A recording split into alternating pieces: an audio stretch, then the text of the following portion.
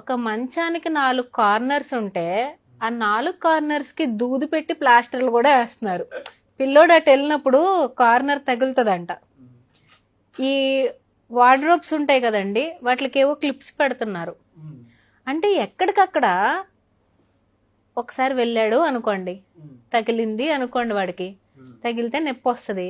వచ్చినప్పుడు న్యాచురల్ గా బాడీ చెప్తుంది ఏమని, అరే అటు ఎల్లకు తగులుతుంది అని.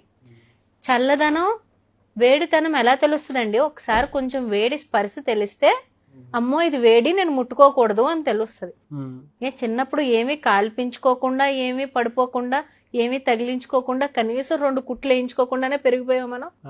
నాగరాజు గారు ఇవాళ చెప్తున్నాను, కమింగ్ 20-30 ఇయర్స్ లో సొసైటీ అనేది చాలా పొల్యూటెడ్ గా అయిపోతుంది. నెగిటివిటీ అనేది పీక్స్ లో ఉంటది. చాలా క్రూరమైన మనస్తత్వాలు తయారవుతాయి. అలాంటి వాటిల్లో పిల్లల్ని పెంచాలి అంటే తల్లిదండ్రులు అంత ప్రొటెక్టివ్ నేచర్తో పెంచడం మంచిది కాదు.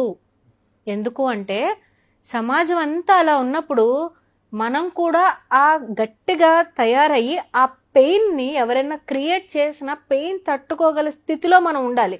లేకపోతే మీ కొడుకు గాని కూతురు గాని మిమ్మల్ని తిట్టుకుంటాడు. ఏమని తెలుసా?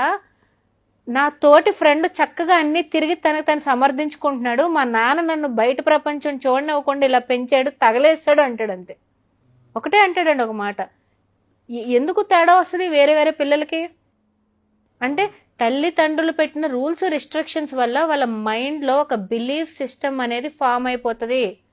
నేను డోర్ వెనకాల నుంచోకూడదు, నుంచోకూడదు, నుంచోకూడదు, నుంచోకూడదు. ఇంకా డోర్ వెనకాలకు వెళ్ళాలంటే అది భయం ఫామ్ అయిపోతుంది. మధ్యాహ్నం మాటలు బయటికి వెళ్ళకు, మధ్యాహ్నం మాటలు బయటికి వెళ్ళకు, మధ్యాహ్నం మాటలు బయటికి వెళ్ళకు అని రీలేస్తూ ఉంటారు. ఇంకా తర్వాత వాడు వెళ్ళవలసి వచ్చినా కూడా మధ్యాహ్నం మాటలు బయటికి వెళ్ళకూడదు, మధ్యాహ్నం మాటలు బయటికి వెళ్ళకూడదనే ఉంటాడు. కొంచెం ఎండ పడితే కందిపోతారా? చెప్పులు వేసుకోకుండా మేడపైకి వెళ్ళకు, చెప్పులు వేసుకోకుండా ఏంటి కాలు కింద తగిలితే ఏమవుతుంది, పాదం తగిలితే ఏమవుతుంది? అంటే ఒక్క అరగంట పిల్లలకి ఫ్యాన్ ఆఫ్ చేసేసి కూర్చోబెట్టండి. అసలు ఒక్క అరగంట పిల్లలకి ఫ్యాన్ ఆఫ్ చేసేసి, ప్రభుత్వాలు ఎలాగో కరెంట్ కట్ అవంతా బాగానే ఉన్నాయి, పర్వాలేదు, ఇన్వర్టర్లు అయ్యి వచ్చి మనం వాటిని కూడా మూసేసాము. ఒక్క అరగంట ఈ రోజు పవర్ కట్ అయితే సహించలేని పరిస్థితుల్లో పిల్లలు ఉన్నారు. స్కూల్కి వెళ్ళండి, అక్కడ అడగండి టీచర్స్ని, ఒక్క అరగంట గ్రౌండ్ లో ఆడిపించడానికి తీసుకువెళ్తుంటే ఇంకా ఆపసోపాలు పడిపోతున్నారు పిల్లలందరూ.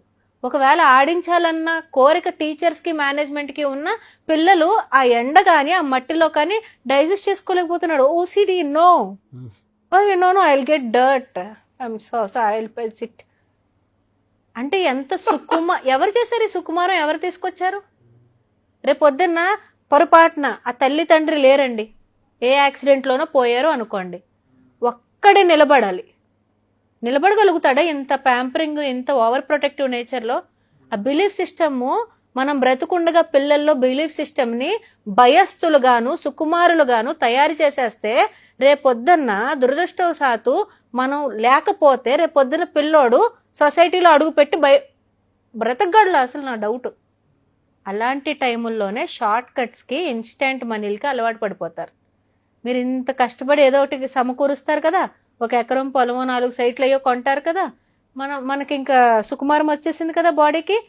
ఈ తరం చేస్తున్నారు అలాగా. కావాలంటే బయటకు వెళ్ళి అడగండి, ఏం కష్టపడతాంలో 1 ఎకరం అమ్ముకుందాం. లేకపోతే కమర్షియల్ స్పేస్లు నాన్నగారులు తాతగారులు ఏవో కొని పెడుతున్నారు కదా, రెంట్లు వచ్చేస్తున్నాయి కదా, ఏం కష్టపడతాంలే. You people are crazy, why are you working so hard? అంటే తల్లి తండ్రి పడే కష్టం, పెయిన్ తెలియకుండా ఈరోజు పిల్లల్ని పెంచుతున్నాం. మొన్నకు రీసెంట్గా ఒక వాట్సాప్లో ఫార్వర్డ్ మెసేజ్ వచ్చిందండి. ఒక వ్యక్తి ఒక మల్టీనేషనల్ కంపెనీకి ఇంటర్వ్యూకి వెళ్ళాడంట. వెళ్తే అక్కడ హెచ్ఆర్ రిక్రూటర్ అడిగారంట, చాలా పెద్ద company, you are very qualified for everything, నువ్వు జాబ్లో హ్యాపీగా జాయిన్ అవ్వచ్చు, 20 లక్షలు నీ ప్యాకేజ్, కానీ మీ ఫ్యామిలీ గురించి ఒక్కసారి డీటెయిలింగ్ చెప్పు అని అన్నాడంట. మా తల్లిదండ్రులు ఇనప వస్తువులు, ప్లాస్టిక్ డిస్పోజల్ ఇవి ఏరుకుని అవన్నీ వేస్ట్ డిస్పోజల్ అమ్మి నన్ను కష్టపడి చదివించారండి. అందుకనే నేను ఎలా అయినా పెద్ద ఉద్యోగం సంపాదించి వాళ్ళని బాగా చూసుకోవాలనుకుంటున్నానండి అని చెప్పాడంట ఈ ఉద్యోగానికి వెళ్ళిన వ్యక్తి. నీకు ఉద్యోగం తప్పనిసరిగా ఇస్తా, కానీ ఒక చిన్న పని చేసి పెడతావా నాకు అని అడిగారు. సరే ఏమన్నా చేస్తాను సార్ అన్నాడు. ఒక 3 రోజులు మీ అమ్మగారు నాన్నగారితో పాటు వెళ్ళి వాళ్ళు చేస్తున్న పని 3 days చేసి నువ్వు 4th day రా, నేను నీకు జాబ్ ఇస్తాను అన్నాడు. ఫస్ట్ డే ఈవినింగ్ అండి, ఈ ఎంఎన్సీకి జాబ్ అప్లై చేసిన వ్యక్తి ఫస్ట్ డే ఈవినింగ్కి చిన్న గాజు పెంకు గుర్చుకుని ఒక చిన్న ఐరన్ రాడ్ గీసుకునేటప్పటికి విలవిలవిల్లాడిపోయి హాస్పిటల్కి వెళ్ళిపోయి ఫస్ట్ ఎయిడ్ చేయించేసుకుని తల్లిదండ్రులు కాళ్ళ మీద పడిపోయి, ఇంత కష్టపడి ఇంత కోసుకుని ఇంత ఇనుముల గాజు పెంకుల మధ్యలో మీ రక్తాన్ని దారపోసి నన్ను చదివించారా అన్న పెయిన్ ఒక రోజు ఆ పనికి వెళ్తే తెలిసిందంటే ఈ పిల్లోడికి. వెంటనే కంపెనీ రిక్రూటర్ దగ్గరికి వెళ్ళాడు. సార్ మీరు జాబ్ ఇచ్చినా ఇవ్వకపోయినా వాళ్ళు నాకు కళ్ళు తెరిపించారు సార్. నా తల్లిదండ్రులు ఎంత రక్తం చిందించి నాకు ఈ రూపాయి సంపాదించారో నాకు ఇప్పటి వరకు నిజంగా తెలియదు. వాళ్ళు కష్టపడుతున్నారని తెలుసు కానీ చేతులు బొబ్బలు వచ్చేసి కాళ్ళు రాసుకుపోయేంతలా కష్టపడుతున్నారని నాకు తెలియదు సార్. ఇది సాఫ్ట్వేర్ ఎంప్లాయీస్ కూడానండి. ఏ సాఫ్ట్వేర్ జాబ్ అంటే ఏసీలో కూర్చోవడం అనుకుంటున్నారా? బుర్ర ఎట్ ద పీక్ స్ట్రెస్లో ఉంటుందండి. 4 బస్తాలు ఇసుక మోసినప్పుడు ఉన్న ఫిజికల్ కష్టం ఎలా ఉంటుందో సాఫ్ట్వేర్లో ఒక చిన్న బగ్ ఎంటర్ అయినప్పుడు బుర్ర మీద అంత ప్రెషర్ ఉంటుంది. మరి ఈరోజు పిల్లలు అమ్మకి నాన్నకి ₹1,00,000 జీతం పడితే జొమాటోలో ఆర్డర్లు చేసుకుంటారా? అమెజాన్లో కూర్చొని గేమ్స్ కొనుక్కుంటూ ఉంటారా? ఈ కష్టం పిల్లలకు తెలియాలి కదండి. It is not easy. ₹1 సంపాదించడం ఏమి ఈజీ కాదు. అలాంటి కష్టాలు తెలియకుండా ఫ్యూచర్ రెడీనెస్ చేయకుండా చిన్న దెబ్బలకి ఊరికి తలుపు సందులో ఏలు పెట్టడానికే భయపడిపోతూ ఉంటే రేపు పొద్దున్న ఇంత ఇంత పొల్యూటెడ్ సొసైటీని ఎలా ఎదుర్కొంటారు?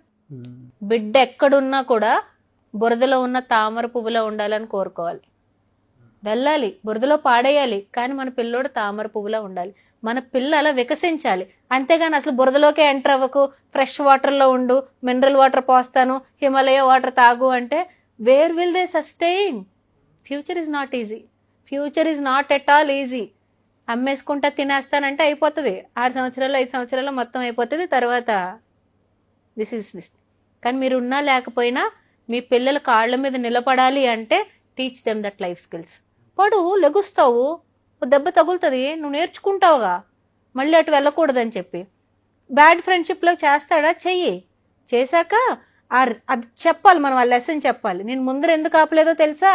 తర్వాత నువ్వే పాఠం నేర్చుకుంటావని ఆపలేదు.